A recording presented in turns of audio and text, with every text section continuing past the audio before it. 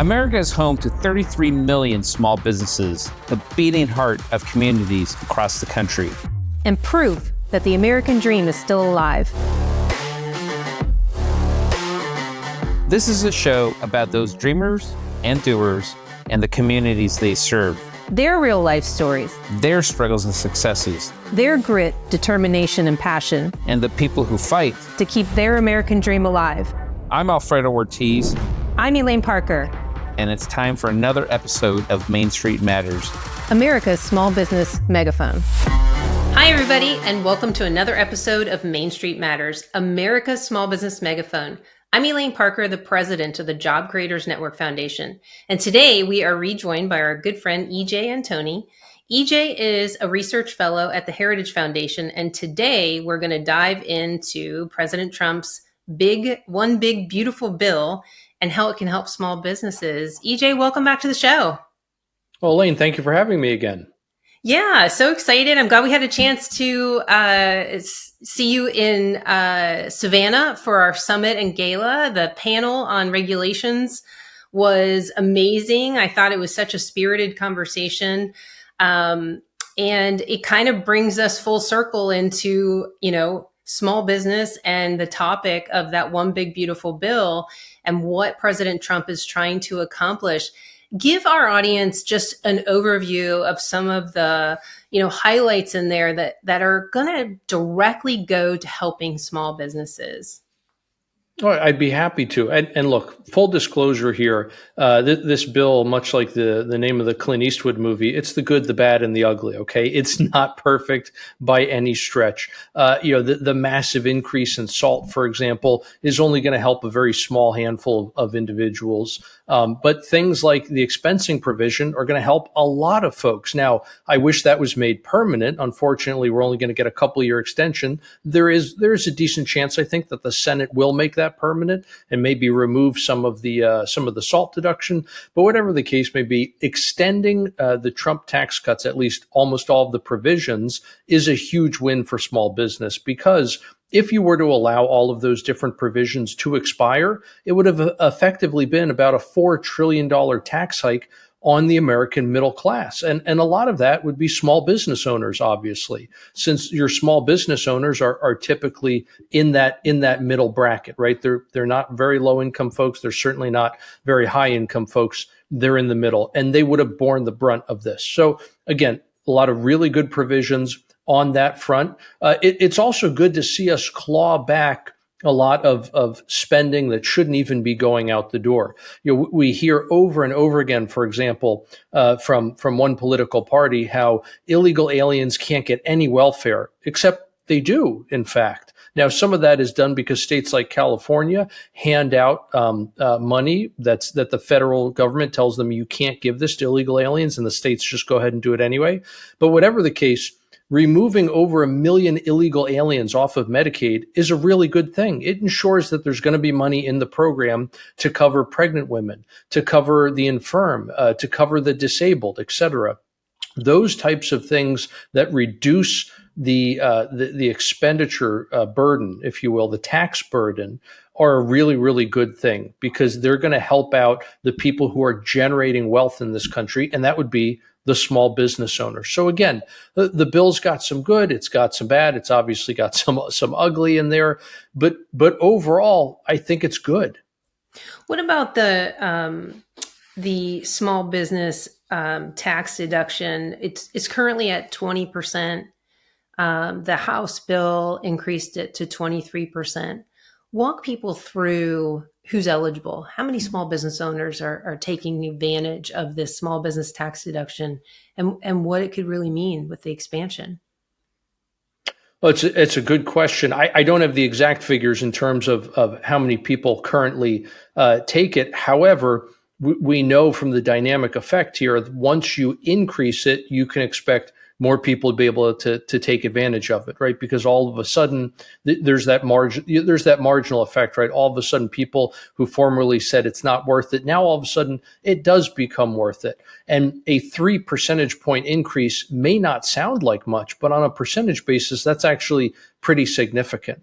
right? So again, don't want to poo-poo it, but a 15% increase, that's substantial. Again, even though it may not sound like much because it's only 3 percentage points. In the same way that when you drop the top marginal tax rate from 39% or 40% down to 37 or 38%, 2 percentage points doesn't sound like a lot, but it ends up creating a lot more economic activity. And at the same time, it disincentivizes people to avoid taxes. Now, tax avoidance is perfectly legal, right? Whether you're a high income individual or you're on the small business side, doesn't matter. The fact is that when we reduce these marginal rates and when we increase these exemptions, you end up seeing people increase their tax compliance, not decrease it. So you get more revenue to the government and you get more economic activity.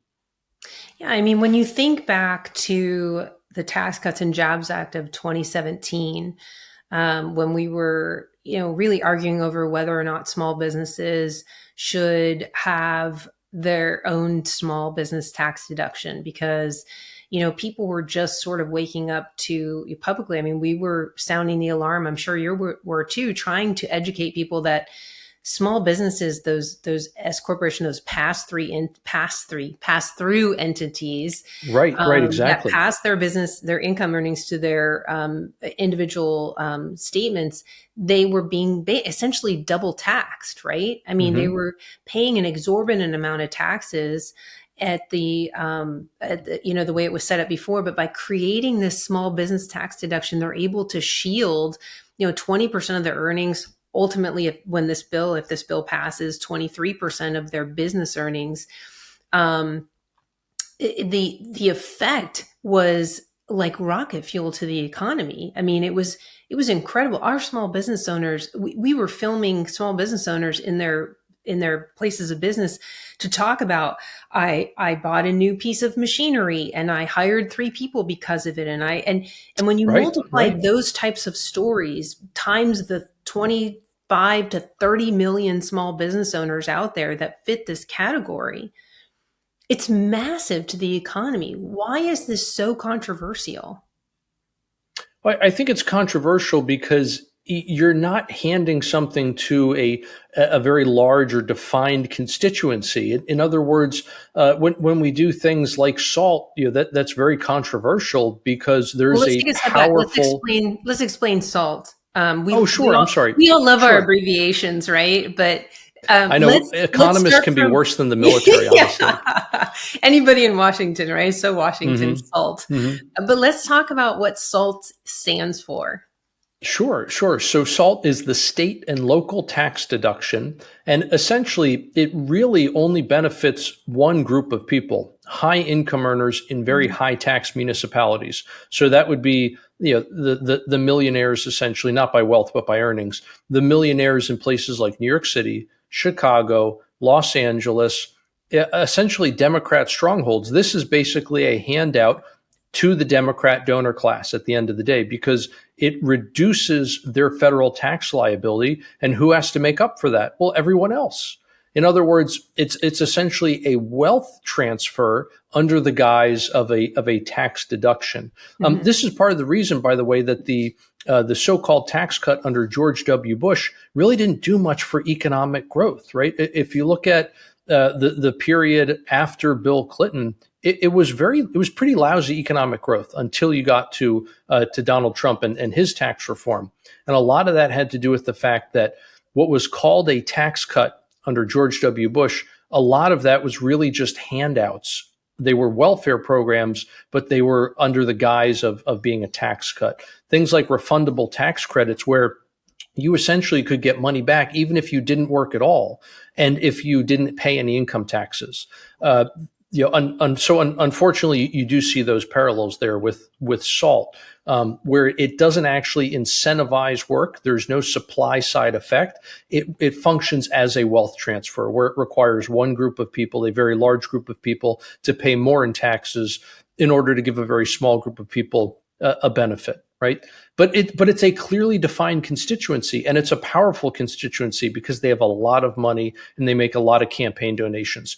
You don't see that, unfortunately, with a lot of these small businesses, and it really is a shame. You kind of were alluding to some of it there, Elaine, how the differences in the tax code between S corp and C corp, and you have all of the additional complications with pass-through income that you don't have in other situations. In other words, the sheer complexity and size of the tax code puts the small business owner already at a severe disadvantage. And that's before we even have a conversation about marginal rates, right? Just what the small business owner has to deal with. And that's before we even talk about things like regulatory compliance, which are obviously a lot easier on a unit cost basis for a big corporation than a small business. So, and I know I'm getting off on a bit of a tangent here, but the broader point is that these types of tax reforms that the administration has been so hyper focused on, not just in the first term, but now in this new term, are mostly of benefit to small business, to the small owner operator. These aren't things necessarily that are going to be a boon to Walmart or to Amazon. And look, it's not that we hate those big corporations. It's not what I'm saying at all. Amazon actually does a lot of good for small businesses. More than half the stuff Amazon sells is from small business. But the point is just that those folks already have enough advantages built into the system. And I think these changes that we're seeing now are so good because they're helping to level the playing field for those small business owners. Okay, so that's explaining the SALT deduction and who's benefiting from it and who's paying for it. Because this bill has been heavily criticized. And of course, one of the bigger voices that has, come out yesterday or the day before yesterday is Elon Musk. And I feel like it really plays into the other side's argument on the spending side of things. And I feel like, look, I love Elon. I think he's probably one of the most consequential figures in the last election. Sure. He's a bit of a Tony Stark. My friends and I refer to him as he reminds us of Tony Stark. He's just a brilliant inventor, entrepreneur. Obviously has more money than anybody I can think of. But I feel like he doesn't understand the sausage making of this bill. Can you walk us through some of that, since you probably know the sausage making better than anybody? Sure. Yeah. And you're absolutely right. And Otto von Bismarck correctly described this whole thing as sausage making. Lawmaking is like making sausages. Best not to see how it's done in person. One of the things that I think Elon is really upset about is the fact that this does so little to cut spending. I mean, you almost need a microscope to find the budget cuts in here. And much of what are labeled as cuts are really just slower rates of growth. In other words, we're going to spend more on these different welfare programs. We're going to spend more on handouts. We're just going to increase the spending at a slower rate. We're going to increase it at 3% instead of 12%. Okay, that's great. I guess it's good progress, right? You're moving in the right direction. But here's the problem. We're underwater right now. We can't afford to continue moving in the wrong direction in terms of continuing to grow these programs. We need to stop the growth now, and we need to start the cuts now. So the bill in its current form, as passed by the House, it does not go far enough in a lot of regards, especially cutting spending. Now, one of the complications, though, with, as you said, the sausage making process, Elaine, is the fact that you can only cut certain types of spending in the reconciliation process. The rest has to go through these rescission packages or regular order, which there's no way you're going to get anything through regular order right now because Chuck Schumer and the Senate will not allow anything to get through since they have the filibuster. So the only mechanisms you have available right now where you can get a simple majority, just 51 votes in the Senate, again, it's the reconciliation, which they're doing right now. And you can only cut mandatory spending in that process. So to cut the discretionary spending, which is most of the atrocious things that DOJ has found have to deal with the discretionary spending, to do those cuts, you have to work through rescissions. The way that works is essentially you have the White House taking rescission packages, formulating them, and sending them to Congress. It's one of those unique times where the executive is, I think, much more involved in the legislative process. Right. Whereas if you look at spending and tax bills, for example, those tax bills all have to start with the House. They don't get to pick up a draft from the White House, right? With rescissions, you do, and it goes to both chambers of Congress, and it simply is the executive asking Congress to claw back spending that has already been promised, essentially. And again, you need a simple majority in both houses. So it hopefully will be, I know there's like a $9 billion package right now, which is a drop in the bucket for the whole budget, but this hopefully will be the start of a very long-running series of these rescission packages that will really help us to rein in the spending, because it is out of control. I mean, as soon as the debt ceiling is lifted, Treasury is going to have to borrow well over $500 billion in a matter of a day or two in order to replenish their drained cash account and also undo all of the extraordinary measures they've been conducting to keep things going while the debt ceiling has been in effect. I mean, it's not an exaggeration to say we're going to hit $38 trillion in debt in September. Yeah, and I get that. And, I'm sure Elon is used to going into his companies, and looking at the balance sheet, the income statements, and saying, you can't keep running in the red, you go out of business. And when he looked under the hood at the federal level, he probably said we should be out of business. If we were a company, we would be out of business. We would cut heads immediately. We would file Chapter 11 or Chapter 13. We would reorganize.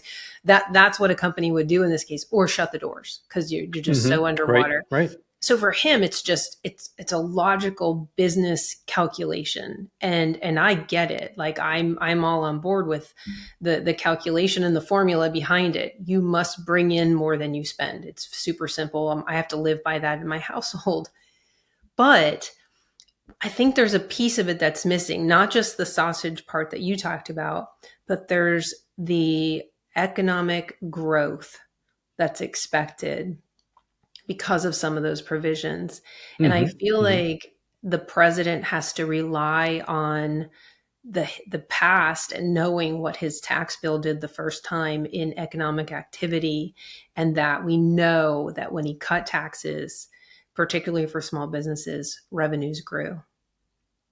And the CBO, absolutely. And the CBO didn't measure that, the Congressional Budget Office, and they're not measuring it now.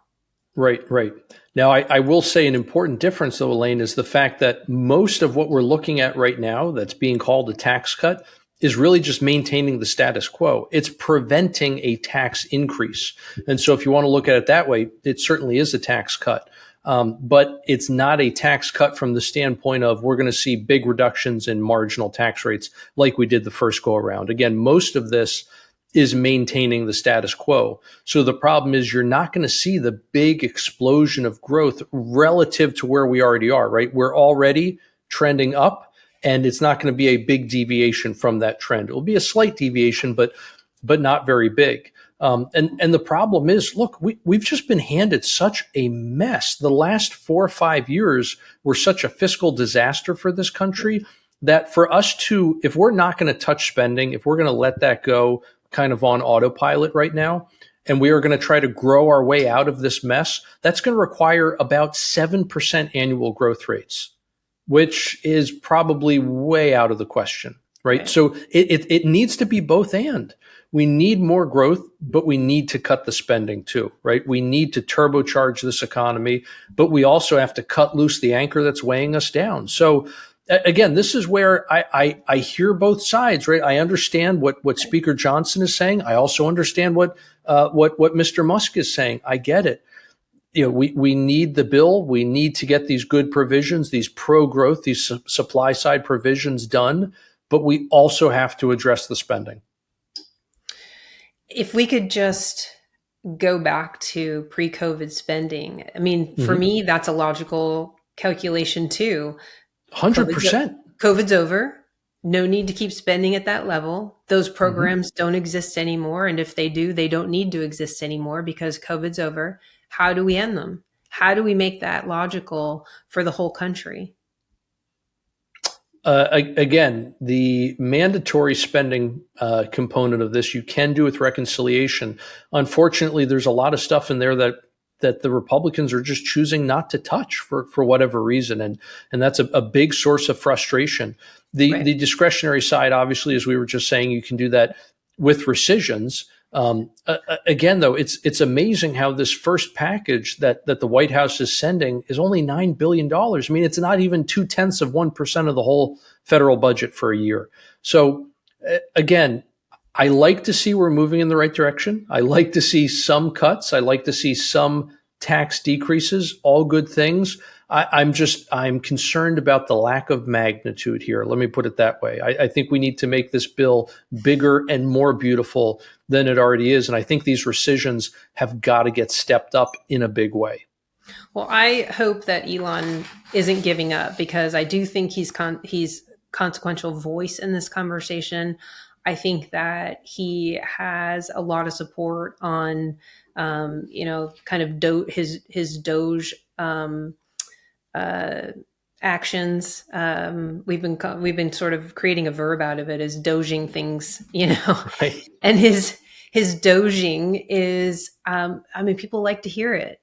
People understand that you can't spend more than you bring in. We understand it in our own home budgets. And when he's talking about the kind of waste that he came across, it's interesting because the Democrats make it sound like he actually was cutting money.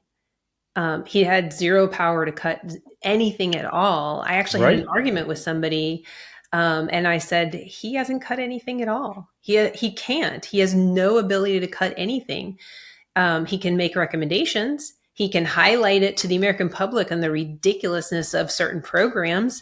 I mean, look, we knew they were funding weird, ridiculous programs. We knew that all along. But to see it in black and white, people like to see that and have it highlighted.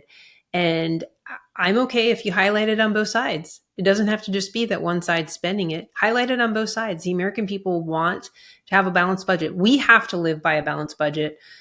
I think the federal government should have to live by a balanced budget too. It's just, how do we get there with the politics of, the tax cuts for the rich? And, what do you think the best way to talk to the American public in real speak is?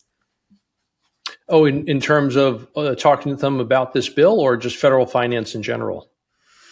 I think federal finance in general. I think you almost have to have a discussion with the American people about where we're at.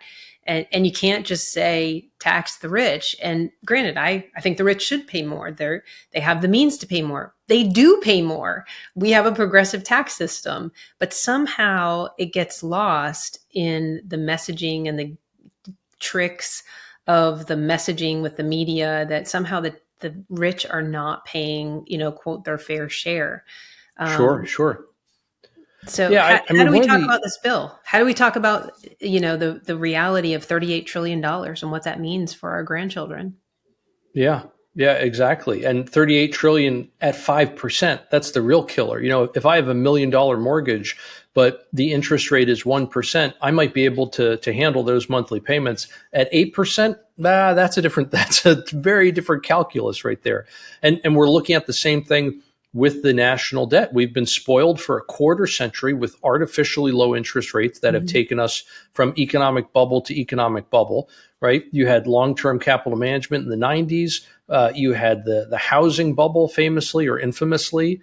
And COVID kind of rescued us from a repo crisis that was happening in 2019, but that obviously led to the everything bubble that we're still stuck in right now. I mean, anybody who's tried to buy a home or a car lately understands how tough it is, and people just trying to manage their monthly budget, frankly, understand how tough it is. Food, clothing, insurance, you name it. Okay, let's back up for a second. In terms of speaking about federal finance broadly, how did we get here? Inflation. How did we get here? Violent changes in interest rates. What caused both of those?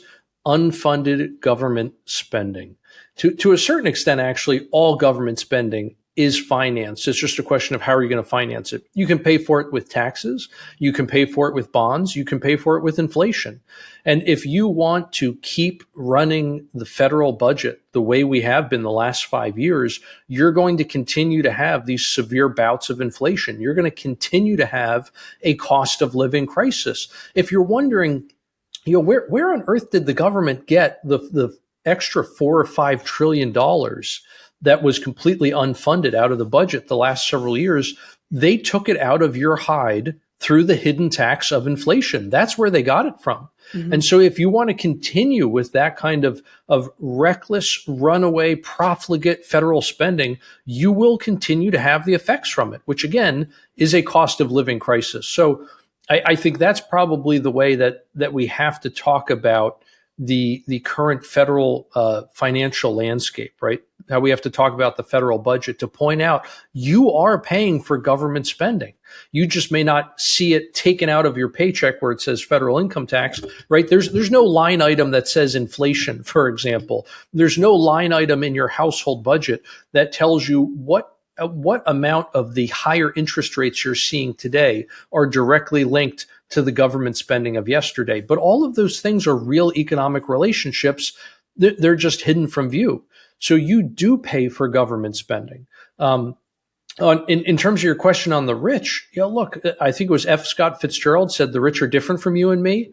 At the end of the day, as soon as you raise the top marginal tax rate above 20, maybe 25% tops, you start seeing greatly diminished returns. In fact, it oftentimes goes negative. In other words, the share of federal income taxes paid by the wealthy actually goes down, not up. The top 1% will pay a smaller share in taxes as you start raising that rate. Correspondingly, they pay a higher share of federal income taxes as you start lowering the rate. And that's precisely what we saw in the last tax cut under the first Trump administration. And that's a function of a couple of different things. One is the fact that these high income individuals will start sheltering their income. They will do things like stop putting money into commercial paper and put it into muni bonds instead. So they go from a taxed security to a tax exempt security. They also will just engage in less economic activity. And this is a big reason why every time in the last 100 years you have increased that top marginal tax rate, growth deviates from trend downward. So even if you continue to see economic growth, it's slower than it was before. All of these different effects are incredibly well documented. I can point you to Art Laffer and Brian Dimitrovich's book, Taxes of Consequences, where they go through it with incredible detail, and it's incredibly well documented.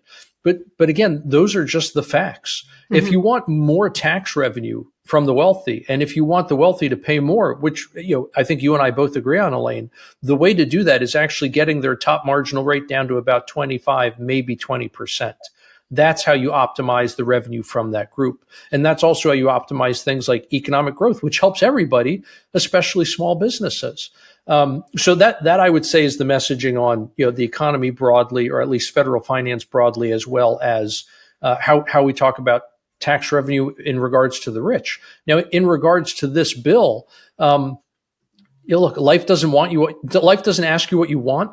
It just gives you options, and then you get to choose among those options. And right now, the options are do nothing, allow the Trump tax cuts to expire, and allow these crazy Medicaid provisions that allow illegal aliens to get benefits, allow that to stay on the books, or this current bill that we have before us. Now, there is a subset there. You could break that into the Senate can leave it as it is, or the Senate can try to make some changes that they think the House will swallow when they go back for conferencing on this, because it doesn't just have to pass the Senate. If they make changes, it now has to get passed by either the whole House or a committee from the House.